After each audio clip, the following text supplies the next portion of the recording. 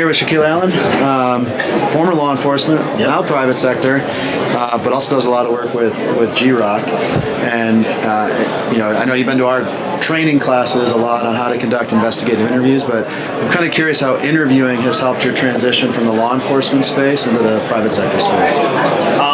In my current role, I don't do as much interviewing as I did once before when I was a detective as a police officer, but just knowing some of the missing pieces or information that I would like to know helps me navigate my investigations. If we do get an opportunity to speak to an ORC booster, that training that I had or the past experiences that I had helps a lot, knowing now how to go about it if they're being evasive, to how to drill into certain information that I want or need. That's right. Now I think so. Obviously, GROC is big on collaboration between retailers and law enforcement. How much did that help you, I guess, in your prior career and now? Is that connection between the two sides? It's huge. GROC before came over. I hope Chad, who is the president of GROC, who also works for T-Mobile, closed a series of armed robberies. That partnership that I had, I knew exactly who to reach out to get the video from the T-Mobile stores. Where they had tracking, he knew to reach out to me to say, hey, look, we just had a robbery. They're coming into the city of Atlanta, and then we kind of coordinated a few times to get that crew arrested. So that was huge. And then making the transition over from law enforcement, just having the partners that I've made on the retail side say, hey, this is what you should expect, this is what to look for, and just kind of mentor me through that process because the transition is huge.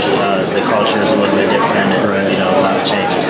I know, and I don't know if you experienced this, but one of the difficulties is for retailers to try to educate law enforcement on what organized retail crime is. It's not just shoplifting. Right. Did you have to go through that? Like when you were in the law enforcement side, what was your understanding of organized retail crime? Or was it, here's another shoplifting case I'm getting called to? How did you understand, I guess, or grow that education? Right, so I was working part-time at Lenox Mall. That's honestly how I got introduced to it, and I started to see some, significant shoplifting events, and I was like, man, this is not just a regular shoplifting. This is something more to it.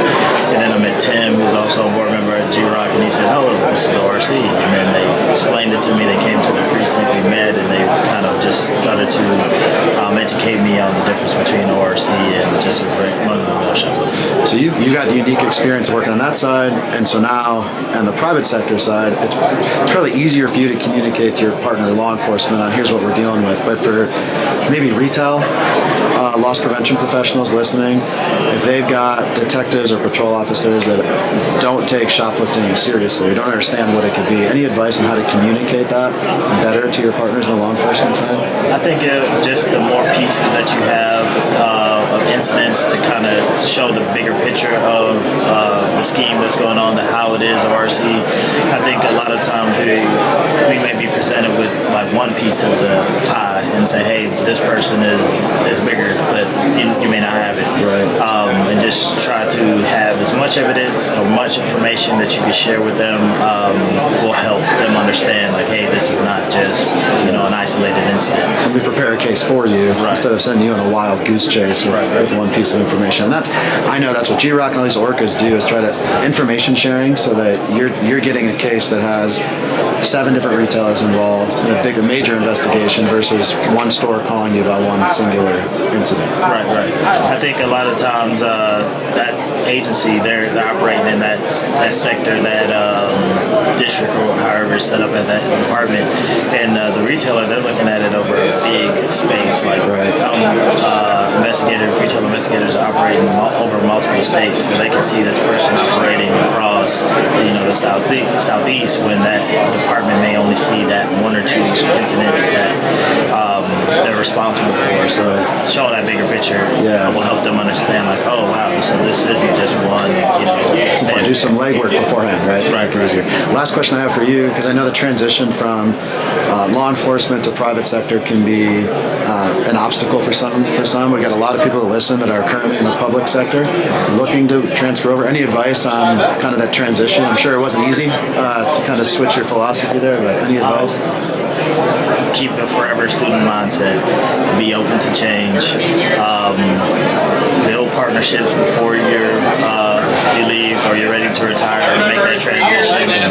Be a good partner to your retail investigators before, and then a lot of times they'll look for you when there's openings like, hey, have you ever thought about coming over to XYZ company?